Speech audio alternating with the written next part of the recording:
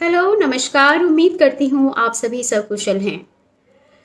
मनुष्य के रूप में हमारे जीवन में विभिन्न तरह की घटनाक्रम होते हैं और उसी हिसाब से हमारी अनुभूतियाँ वो सुख की हों, दुख की हों, हम महसूस करते हैं। इसी में से आज एक अनुभूति ग्रीफ, शोक या दुख के बारे में आज जानने की कोशिश करते हैं। किसी भी व्यक्ति के जीवन में इस तरह की जो परिस्थिति आती है वो किसी बहुत प्रियजन के खोने से या किसी गहरी बीमारी की चपेट में आने से या किसी बुरे सदमे से गुजरने की वजह से आपको इस तरह के जो शोक की स्थिति होती है या ग्रीफ होती है, इससे आप गुजर रहे होते हैं। इसको एक अमेरिकन स्विस मनोवैज्ञानिक थी एलिजाबेथ रॉस, उन्होंने अपने मॉडल में बहुत अच्छे से डिफाइन किया था। उन्होंने कहा था कि किसी भी व्यक्ति के जीवन में जब शोक की स्थिति आती है तो वो 5 स्टेजेस से गुजरता है, जिसमें सबसे पहला स्टेज होता है डिनायल। डिनायल वो स्थिति है जहां पर मनुष्य सबसे पहले उस सच्चाई को स्वीकार करने से ही मना करता है। उससे ये यकीन ही नहीं होता है, वो ये मानने के लिए ही तैयार नहीं होता है कि उसके साथ किसी इस तरह की अप्रिय घटना घटी है, और वो इस बात को विश्वास ही नहीं करना चाहता है और इस सच्चाई से बचने की कोशिश करता है। दूसरा स्टेज आता है एंगर। इससे इस तरह के जो व्यक्ति हैं, जो इस तरह की ग्रीफ या गहरी शोक से गुजर रहे होते हैं, ये बहुत चिड़चिड़े हो जाते हैं।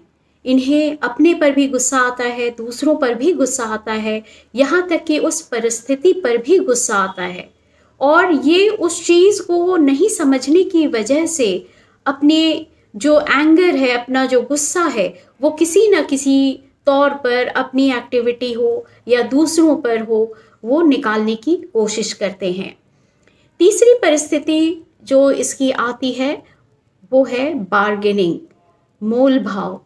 वो उस परिस्थिति से ही मोल भाव करने लगता है, बार्गेनिंग करने लगता है। शायद वो ठीक से उस परिस्थिति को समझ नहीं पाता है, उसे कभी एक्सेप्ट करता है, कभी डिनाई करता है, कभी अपने आप में ही उसे सही साबित करने की कोशिश करता है। तो इस तरह के जो विभिन्न परिस्थिति है उसे समझने की कोशिश करने लगता है कि जो भी उसके साथ हुआ उसमें क्या कमी थी, क्या वो ठीक था, गलत था।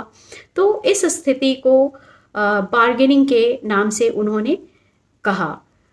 इस ग्रीफ या शोक का चौथा स्टेज है डिप्रेशन। ये बहुत पीड़ादायक स्टेज होता है जिसमें वो व्यक्ति अपने आप को अकेला, तन्हा, डिप्रेस्ड, हारा हुआ ऐसा महसूस करता है। उसे ऐसा यकीन होने लगता है जैसे वो सारी परिस्थितियों से हार गया है और वो उसके अंदर एक तरह के जो अवसाद हैं, डिप्रेशन है, वो जनरेट होने लगते हैं। पांचवी स्थिति होती है आखिरकार एक्सेप्टेंस। अंत में इन सारी परिस्थितियों से गुजरता हुआ वो धीरे धीरे अपने मन को समझाता है और जैसी भी परिस्थिति उसके सामने है, वो जिस भी परिस्थिति में है, उसे धीरे धीरे वो एक्सेप्ट करने लगता है, अपने जीवन में स्वीकार करने लगता है और अपने आप को उसी परिस्थिति में ढालने की कोशिश करता है। इस तरीके से जो ये शोक की स्थितियां होती हैं वो नॉर्मली इंसान की ज़िंदगी में गुजरती हैं, लेकिन ये स्टेजेस उनके हिसाब से ज़रूरी नहीं है कि इसी क्रम में सब व्यक्ति के जीवन में आए। इनका क्रम कुछ भी हो सकता है, लेकिन इन क्रमों से गुजरने के बाद ही इंसान जो उसकी सच्चाई है उसको एक्सेप्ट करता है, और जब वो एक्सेप्ट कर लेता है तब वो ग्रीफ या डिप्रेशन के इन स्टेजों में जब व्यक्ति अपने आप को एक्सेप्टेंस मोड में ले आता है, तब धीरे धीरे वो अपने आप को बैलेंस करने लगता है, फिर वो पॉजिटिव होने लगता है और उसका जीवन फिर एक नॉर्मल डायरेक्शन में चलने लगता है। इस चीज़ को समझने की बहुत ज़रूरत है। जब आप किसी भी ऐसी परिस्थिति से गुजरते हैं तो आप में वो क्षमता होनी चाहिए या वो एक्सेप्टेंस होना चाहिए कि अगर कोई परिस्थिति ऐसी घटी है जो आपके वश में नहीं है या आप उसमें कुछ नहीं कर सकते हैं, तो बेहतर होता है कि उस परिस्थिति को स्वीकार कर लिया जाए और जैसी भी स्थिति आपके सामने बनी है उसी में अपने आप को एडजस्ट कर अपने माइंड को पॉजिटिव करके आगे बढ़ा जाए, ताकि आप अपने आप को जितना इन सब चीज़ों से जल्दी बाहर निकालेंगे उतने पॉजिटिव रहेंगे और उतने आप डिप्रेशन के शिकार नहीं होंगे।